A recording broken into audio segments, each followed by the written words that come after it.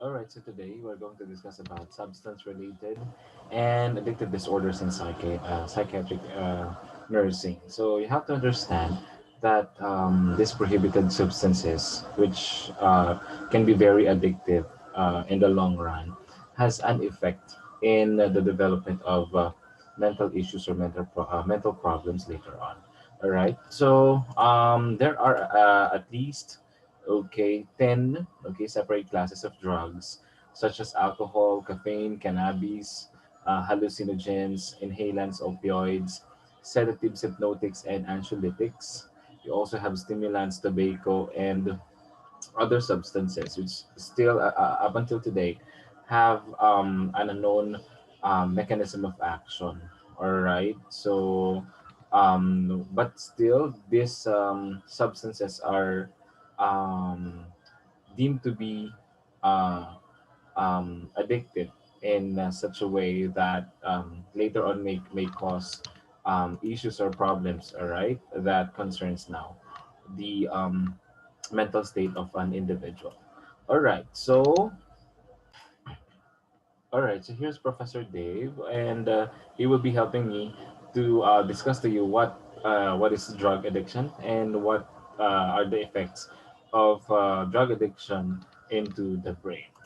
It's Professor Dave. Let's check out your brain on drugs. He knows a lot about the science stuff. Professor Dave explains. A drug is defined as any substance that has a physiological effect when ingested. Drugs can therefore range from something as common as aspirin or caffeine to all the illicit or hallucinogenic substances that typically come to mind during any discussion of drugs. A thorough analysis of specific drugs and how they interact with the body to produce a particular physiological effect will have to wait for the upcoming Pharmacology series. But in the context of biopsychology, the phenomenon of drug addiction will be of significant interest to us. What does it mean to get addicted to a drug? How does this happen? And what does the corresponding brain activity look like? Let's take a closer look at the drug-addicted brain now. Drugs enter the body in a few different ways. They can be ingested orally, like a pill, injected into the bloodstream, inhaled into the lungs, or absorbed through any of the external mucous membranes of the body. The path taken will impact the severity of the effect, as well as the rate of its onset. The bloodstream is the most direct and thus the fastest and most predictable, while the other methods eventually make it to the bloodstream after being absorbed into blood vessels from wherever they were administered.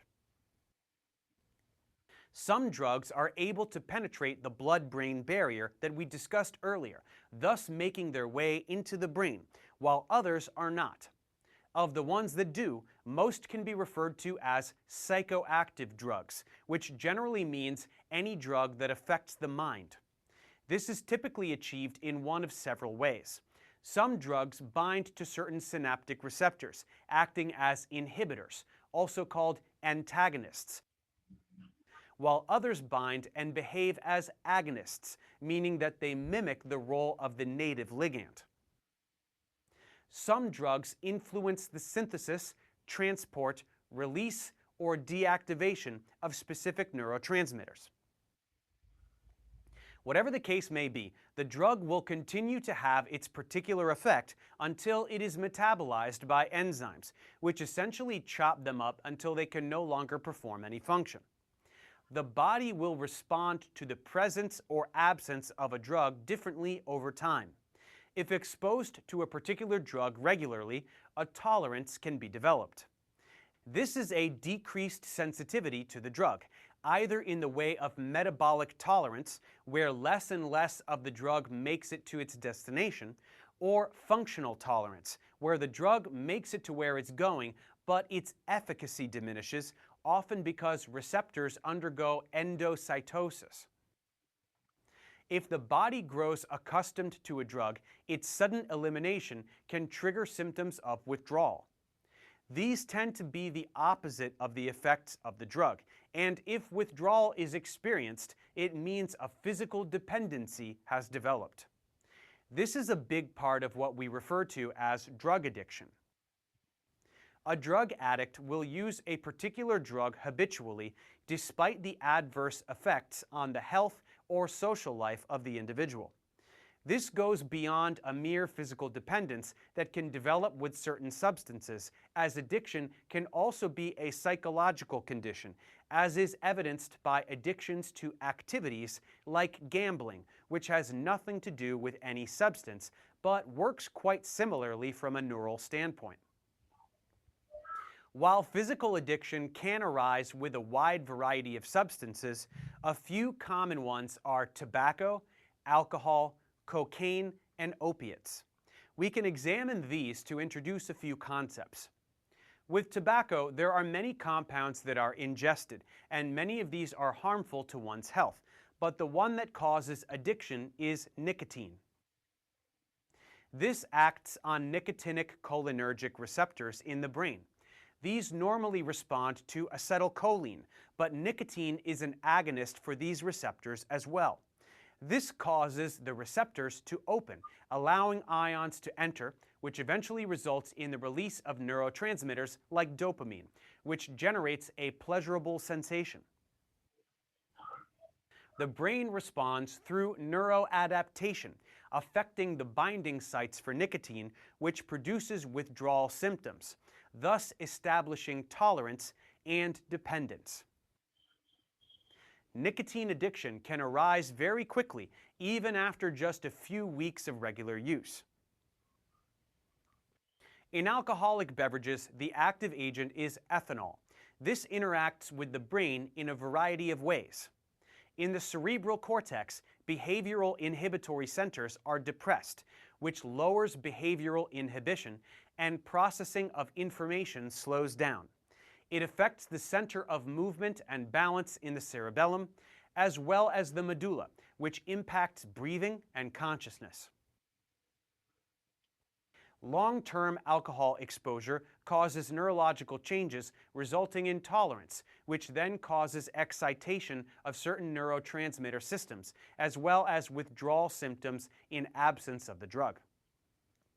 This is alcohol addiction. There is also a major genetic component to alcohol addiction, or a predisposition that has about a 50% probability of being passed on to offspring. Cocaine, on the other hand, is a stimulant, meaning it increases neural activity. It acts by inhibiting the reuptake of dopamine from the synaptic space, thus keeping their levels quite high. And finally, opiates like heroin and morphine bind to opioid receptors that normally bind to endogenous neurotransmitters like endorphins, so they mimic innate mechanisms of pain reduction, causing euphoria. Heroin is widely regarded as the most addictive substance we are aware of.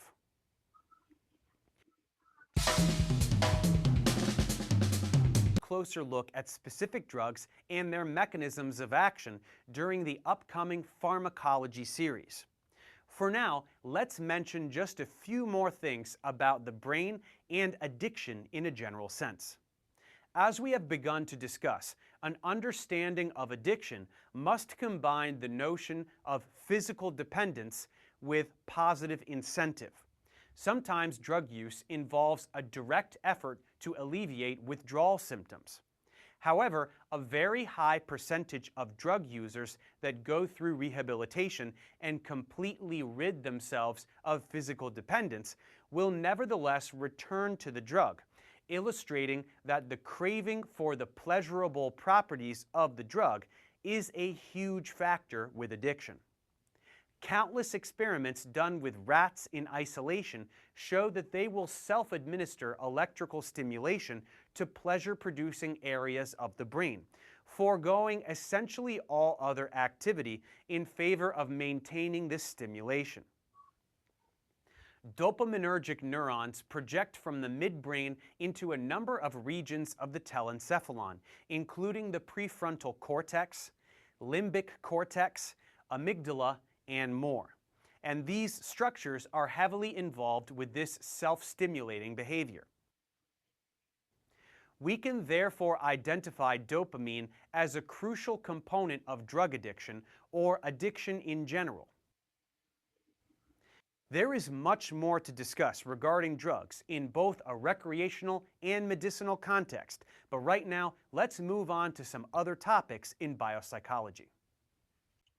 All right. So intoxication is actually the development of a substance-specific syndrome due to a recent ingestion of substance. So as you can, as what was discussed a while ago, substances can be ingested. It can be through several mechanisms like inhaled, all right, or it can also be injected. Okay, so there are actually a lot of ways on how to administer this this prohibited substances, okay, that causes addiction. So abuse substances causes some form of intoxication. So once the person has already reached a certain tolerance, okay, of that certain substance, okay, there will come a time, and if they suddenly stop it, or abruptly, or even gradually stop it, there is now a terminology which we call as dependence or addiction later on, that will be developed into that person who was intoxicated, or who became very independent with who became very dependent, okay, on the use of that substance involved. So this may cause alteration in the judgment, okay, perception, attention, or physical control. That is why if you happen to see a person who's intoxicated with alcohol, all right, when you ask them okay, questions which would require decision making, they have this inability, or they can hardly make a sound decision already during that point, okay, that they are intoxicated because of the effects of that substance. At the same time, perception, all right, their visual acuity, all right, and their uh the senses of that person, all right, there is now loss of balance and everything that could place that person at risk, okay, for at risk of his or her safety. At the same time, attention, okay, try to discuss something, okay, on a person who happens to be using shabu or marijuana. They have this difficulty of giving you a an eye-to-eye contact. At the same time, they are distracted. Okay, they are easily distracted when you are conversing with them. Okay, since that is another effect of these substances. So substance abuse is the use of alcohol or other substances like drugs, despite the negative personal, legal, or health consequences. So a majority of people engaged on such activities are aware of the negative effects of these substances may bring to them. And the most common reason why people abuse these substances is because they want to get, okay, take note of this, they want to get high, okay? They want to get high. So this is one of the foremost reason why they involve themselves in these kinds of activities. And the desire to get high may be a means of coping with pressures from either school, all right, work, or family, or even this or even diseases, okay, that may be causing them too much pain, all right, or distress, or even depression. So people may abuse these substances as part of their lifestyle, like for example, athletes, all right, who abuse steroids to enhance muscle mass, and amphetamine to improve athletic ability. All right. So you have to take note that this can also be a part of their everyday activities, okay, to improve their athletic ability. And of course, for some people, this is used to mask pain, okay? This is used to mask pain so they can continue to play even after sustaining an injury. That is why as you can observe, especially in boxing, it is very important that these boxers would um, tawag dito, would um, bring themselves, all right, or okay, so they must submit themselves for drug test. Okay. So may mga madalas hindi natutuloy na mga laban, okay, or competitions, all right, because of the inability of these players or these competitors to submit, okay, a reliable result of their drug examinations. So sabi nga natin kanina, uh, a certain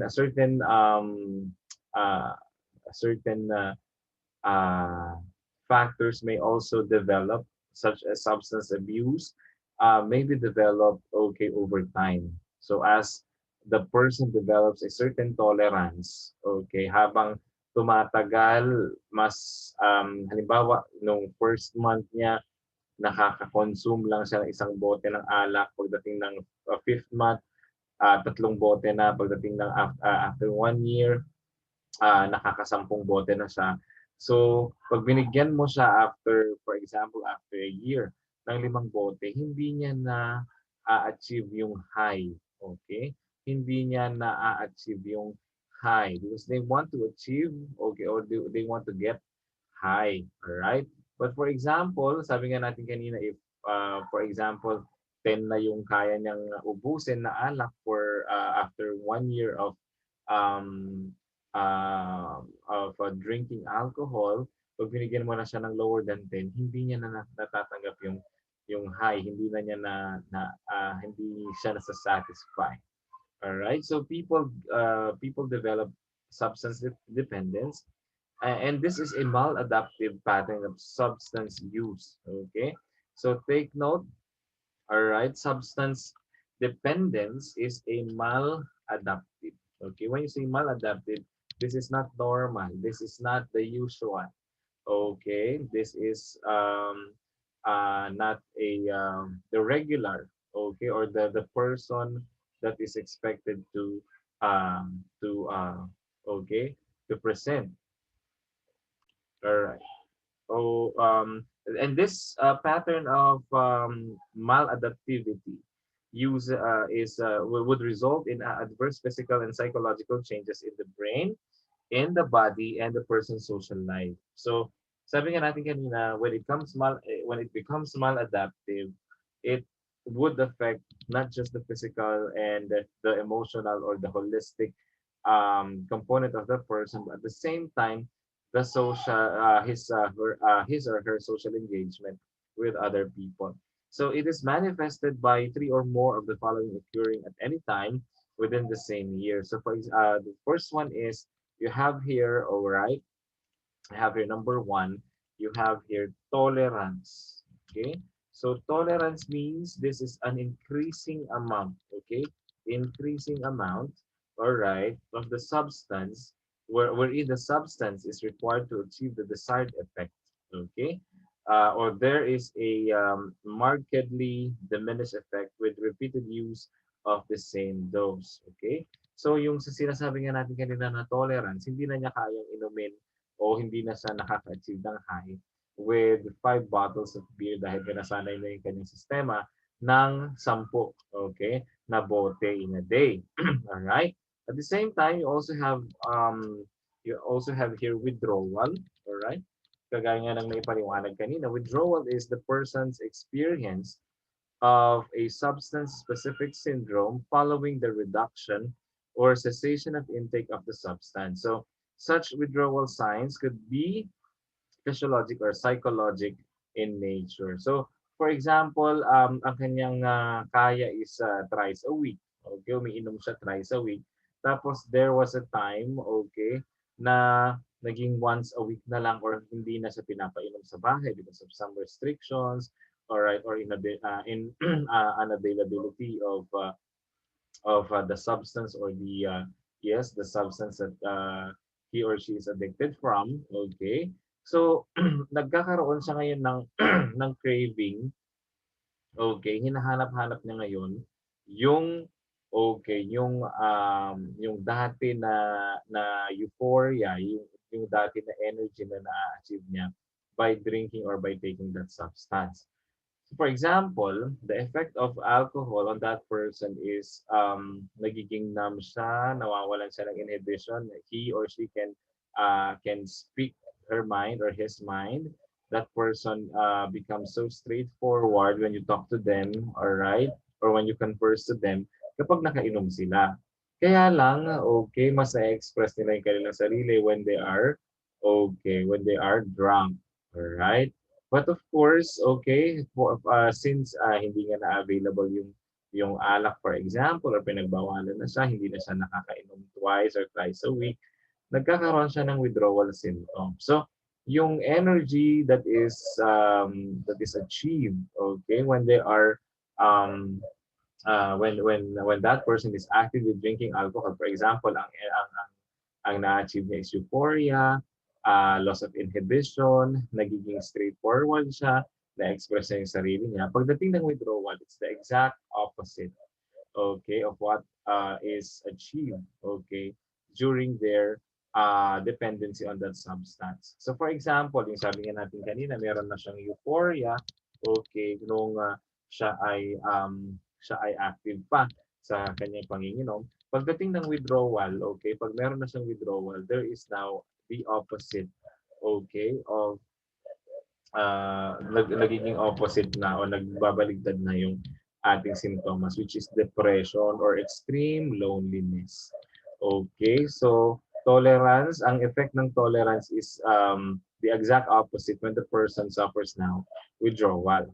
Okay, so the person continues to take the substance despite being aware that the substance causes physical and psychological problems.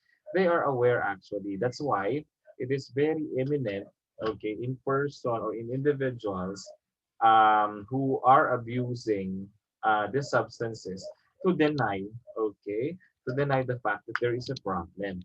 That is why the common defense mechanism of people, all right, that is suffering from alcohol or substance dependency is denial. They are aware of the problem, but they try to deny to death, okay, that the problem is really existing. And meron silang mentality na kayang-kaya kong i-handle yung pag-iinom ko. Walang problema kahit uminom ako ng ilan. Okay, walang issue dyan kasi I can handle myself. I know I am capable enough. I know I can be very healthy despite my occasional or my habitual drinking. Ganyan. So they deny, all right, most of the time that the problem is or there is a problem existing. So the person is frequently under the influence of the substance or is intoxicated and is unable to stop using even when wanting to do so. All right? So hindi sila mapigilan at times, okay? So hindi sila maawat, all right? At the same time, there is a great deal of time is being spent in acquiring the substance or in recovering from its effects. At the same time, substance use causes occupational, recreational, and social problems. Alright? So minsan, kapag nakainom, doon natin na-express yung ating sarili. At kapag na-express natin yung sarili natin, minsan, most of the time, yung mga sama ng loob, yung galit mo sa mga kasama mo sa bahay, kapitbahay mo, ayan. So, nailalabas mo. At this, and in the long run or after which, okay, nagagawa mo o nakakagawa ka ng mga bagay na hindi mo normally ginagawa when you are sober. Okay? So, minsan nakakapanakit ka ng kapwa mo, nasasaktan mo yung sarili mo. Okay? So, these are actually problems that may arise, alright, when the person is involved in, okay, substance dependence. At the same time, aside from these two terminologies, tolerance and withdrawal, you also have here addiction. Okay? You have to take note of this addiction. This is characterized by psychological and behavioral syndrome in which the drug, okay, or the drug craving, compulsive use, and a strong tendency to relapse after withdrawal is observed. At the same time, it is manifested by adverse consequences due to drug use, loss of control over drug use. At the same time, the preoccupation with obtaining the prohibited drug. So, addiction class is actually your constant craving towards that substance. Okay, since you have already achieved a certain tolerance, all right, towards that prohibited drug. And then you also have now substance dependence. Okay, kanina pa natin sinasabi si substance dependence, which is um uh tawag dito, which is almost or similar to addiction, except that the term addiction also describes compulsive habits that may include drug use like stealing to raise money or which is used to purchase these prohibited substances. So people with underlying medical conditions like chronic pain may become very dependent on certain drugs but not addicted. Okay? So meron yung halimbawa, yung morphine nagiging dependent na tayo because of our for example of our situation. Okay, meron siyang pain-related na disorder and the doctor have ordered morphine, okay, to at least alleviate the pain that the person is suffering from. All right? And pwedeng maging dependent siya doon sa pag-take ng heroin, but not to the point na nagiging addict siya doon. Iba kasi ang addict. When you say you are addicted, you are uncontrollable.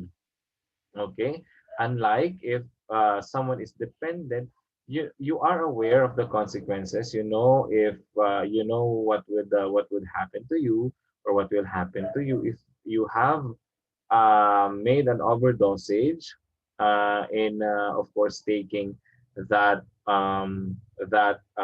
substance. Okay, so you also have substance withdrawal. This is the development of substance specific signs and symptoms due to the reduction or maybe loss of that substance or abstinence from that substance. All right, so there are actually a lot of drugs, okay, that is being abused, okay, and used by many people, okay. So nabanggit na natin kanina. But of course, this one, addictive disorder, our first disorder, would will not actually be utilizing okay substances, but this is a type of addiction, okay, or this is a type of problem that um the neural components or the neural effects, okay, may be synonymous or may be the same with okay the addiction to substances. So we have here your gambling disorder. All right. Actually, previously, your gambling disorder is contained in your um, is included in your impulse control disorder. All right. So this gambling disorder, other potential behavior addictions such as internet addiction, sex addiction, exercise addiction, shopping addiction, all right, or etc. So when you say addiction, you are no longer controllable. Ibig sabihin hindi ka na napipigilan. You are very impulsive, okay, in doing such activities, even at the expense of endangering someone, all right, or endangering yourself. Okay. So, ayan. So, not included due to insufficient peer-reviewed evidences to establish the diagnostic criteria and course description. But before we head on to your gambling disorder, to the other addictive disorders, we have to take note of the various reasons why these problems exist. Okay, why substance abuse exists? Could it be a problem within the mind, or can it be a an effect of a disturbed interpersonal relationship with somebody else, or can it be related to ineffective parenting? Okay, so no specific cause of substance abuse and dependence has been pointed out up until today. However, it is generally accepted that the development of this group of disorders can be attributed to combination of factors. All right. So first here, it could be biologic in nature. So ibig sabihin, the disorder may be genetic or hereditary. All right. So kagaya nga ng na-mention kanina nung lecturer, all right, there is if both of the parents, all right, are involved, okay, in addictive activities, there's a possibility that one from their for example, they have two children, one of them has the potential to develop, all right, this disorder. Okay, so so at the same time, it could also be environmentally related. So it could be that the environment of the person was very chaotic. Okay, the experience is unbearable.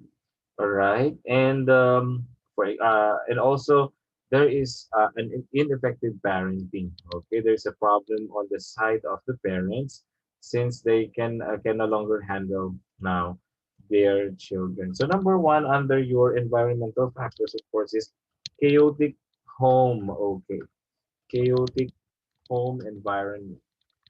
Okay, and the number two is, of course, ineffective parenting. Okay, ineffective parenting. So this could be another problem as well. At the same time, there is lack of nurturing or parental attachment. Okay, or parental attachment. Okay, so it could be that the mother or the father is very distant, aloof, okay, towards their children. They have no family time. They do not have activities at home that would, involve the parents as well as their children. So this could be the starting point also of, the existence of this problem. Number four, under your environmental theory, is poor school performance. Okay, so poor school performance. All right. So actually, this we are not stereotyping people, right? But of course, if these kids or these children are underperforming, okay, in school, okay, they do not prioritize, or they are not very serious really in their studies, then their priorities are actually divided. So meaning, okay, if you have all right, if you have ample time in extracurricular activities or in unnecessary activities, all right, you also have the tendency now to engage in other activities which are not related academically. Okay, and one of them, of course, is yung tawag na sa atin na yung mapapasama ka sa mga bad influence, okay, or bad influences. All right. At the same time, class, is there is association with a deviant peer group. Okay, association to defiant siguro ito, class. To defiant peer group. Okay, so when you say defiant, they do not follow rules. They make their own rules. All right, they do not respect authorities, and many more. And of course, number six, okay, under your environmental factors would be perception of approval. All right, perception of approval of drug use behavior. Okay, of drug use behavior. So these are the reasons why, okay, under your environmental factors, why people would engage themselves in such activities. All right. So, mhm. All right. So just a review and additional info. In your assessment class, okay, if you happen to suspect somebody to be involved in this addictive activities, all right. So here are the signs and symptoms, or signs of a person suffering from substance abuse, dependence, and addiction. So number one here is giving up. Okay, you have here number one is giving up past activities such as sports, homework, or hanging out with new friends. Okay, so hindi na siya interesado masyado. Okay, there is now loss of interest to previously, okay, enjoyed activities. At the same time, okay, another reason or another factor would be declining grades. Okay? So dati yung anak mo mataas ang kanya nakukuha, kasama siya sa mga top students of their class. But eventually or as time goes by, bumababa o talagang very evident yung pag-decrease ng kanyang mga grado. So uh, this could be another sign, okay, that you have to take note as well. What else? Change of behavior, all right? So dati hindi naman siya maingay, hindi siya yung salita na salita, hindi rin siya yung masyadong tawag dito, masyadong conservative siya, all right? But later on, okay, nung na yun nga na he or she is suspected to be taking right, prohibited substances, kasama pa nung pagiging nag-develop pa ang kanyang pagiging aggressive, medyo nagiging irritable na siya most of the time, alright? There is, he or she feels very hopeless and depressed. At the same time, may mga suicidal attempts or ideation siya. And of course, wala na silang pake, okay, sa ibang tao. They sound very selfish and they do not care about others anymore. So these are possible assessment cues that you have to take note in dealing now with people with addictive disorders. All right. At the same time, class, all right, number four would be forgetfulness. They have now, okay, blackouts most of the time, and they do not actually remember the things or the activities that they have done a night before, okay, their interview. So that could be another sign of, a person suffering or suspected to be addictive or addicted, okay, to such activities. Disappearing money or valuables, use of room deodorizers and incense, okay, just to mask, okay, yung amoy, okay, ng marijuana for that matter or other drugs. Use of room deodorizers and incense, at the same time paraphernalia such as baggies, small boxes, pipes, and rolling paper can also be a sign that okay, a person might be addicted, all right? And you also have lying, okay, habitual lying regarding now the use of alcohol or other substances, avoiding family or friends in order to get high or drunk. You are planning now drinking in advance, hiding alcohol, drinking or using other drugs alone, or getting drunk or high on drugs on a regular basis or frequently paulit-ulit, okay, or madalas. Ayan. So another one here is having to drink more to get the same high.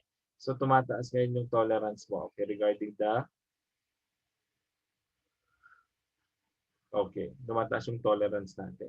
At the same time, pressuring others to drink or use other drugs. So you invite, pinapadami mo ngayon yung inyong lahi ng mga addict. So getting in trouble with the law, drinking and driving at the same time, suspension from school, work, or an alcohol or drug-related incident.